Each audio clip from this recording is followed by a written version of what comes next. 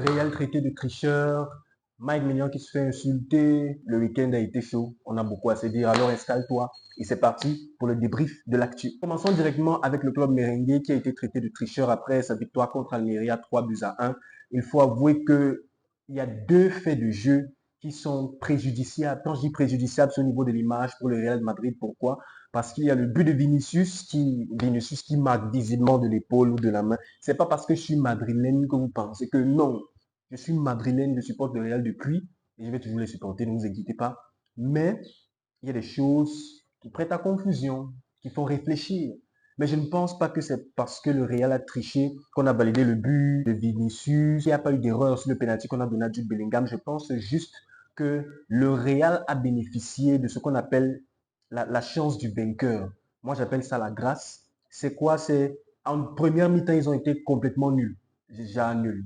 Almeria nous a complètement dominés. Ils ont inscrit 2 buts. Le Real était complètement perdu. Mais nous nous sommes rendus compte qu'en seconde période, le Real a démontré le patron en fait. Ils étaient très agressifs, ils étaient très joueurs, ils ont mis beaucoup de pression. L'entrée de Brahim Diaz a été exceptionnelle pour le Real qui s'est donné à fond et je pense que c'est à force de provoquer, à force d'attaquer, à force de pousser, de courir, de venir que le Real a finalement obtenu cette victoire. C'est vrai, il y a le penalty litigieux, selon moi, de Jude Bellingham. Et il y a le but très litigieux de Vinicius Junior. Mais on s'en sort. Le Real est actuellement premier de la Ligue avec 51 points. Gérone est deuxième avec 49. Et il y a le Barça qui se rapproche un peu plus après leur victoire difficile face au Betis Séville. Ce n'était vraiment pas facile. Mais nous avons eu un revenant, quelqu'un qui a des prestations mitigées. Tel match, on s'attend à ce qu'il fasse tel, mais il ne s'en sort jamais. Il s'agit de Ferran Torres qui a inscrit son triplé. Félicitations notamment à Lamine Yamal qui a fait un match exceptionnel. C'était vraiment intéressant. On va aller directement du côté de Liverpool. Liverpool qui a battu 4-0. Darwin Nunez, match exceptionnel. Liverpool qui vraiment devient très agaçant pour les autres clubs de Première Ligue. Parce qu'on a l'impression que le Liverpool qui était toujours en train de batailler contre Manchester City, en train de les titiller, en train de les inquiéter, est de retour. Ils sont revenus, ils commencent encore à mettre de la pression, ils enchaînent victoire sur victoire malgré l'absence de Mohamed Salah qui s'est rendu à la CAN et qui s'est d'ailleurs blessé. Ils enchaînent victoire sur victoire. Darwin Nunez semble avoir pris ses responsabilités sur le front de l'attaque. Et Liverpool qui continue à mettre beaucoup de pression et c'est très plaisant parce que le combat pour la victoire en première ligue a été relancé, notamment avec Arsenal qui s'est souvenu qu'ils doivent gagner. Ils se sont souvenus qu'ils ont un public à combler. Ils se sont souvenus que ça fait très longtemps qu'ils n'ont pas remporté de titre de première ligue. Ils ont atomisé Crystal Palace 5 buts à 0. 5 buts. Ça faisait très longtemps, 5 buts. Like 5 goals. Juste ça.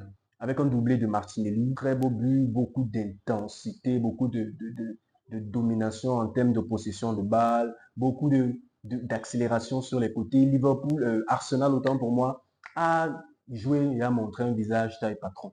Félicitations à Arsenal. Nous allons terminer avec Mike Maignan. Il s'est fait insulter par les supporters de Udinese, et je crois que c'est l'Udinese, des cris racistes, des cris de singe. En tout cas, l'Italie ne nous surprend plus parce que c'est comme ça. C'est comme ça. Presque tous les stades, et j'ai dit presque, je n'ai pas dit tout, presque tous les stades en Italie ont le même problème. Le problème de racisme. On a l'impression que la fédération de football italienne s'en fout. Le président de club s'en fout. Maignan qui s'est fait insulter, qui est sorti du terrain, qui est revenu sur le terrain. Et son équipe a gagné 3-2. Très beau match du Milan AC qui a démontré ce que c'est que le foot. Le foot se joue sur le terrain. Le foot ne se joue pas au niveau des injures. Le foot, ce n'est pas parce que tu vas insulter tel. En fait, ce qu'ils utilisent pour justifier ce type de comportement, c'est pour déstabiliser l'équipe adverse, mais tu ne déstabilises pas quelqu'un en le traitant de singe, en lui rappelant qu'il est inférieur à toi simplement à cause de sa couleur de peau. C'est illogique. Je pense que les personnes déstabilisées dans leur tête, là, ce sont les supporters de Udinese. Mais bravo au Milan AC qui a pu remporter ce match. C'était tout pour le débrief de l'actu. Merci d'avoir regardé cette vidéo. Surtout, n'oublie pas de liker, de t'abonner et de commenter. Merci. N'oublie pas que sur FBA, nous sommes sur la chaîne sur laquelle nos passions se déchaînent.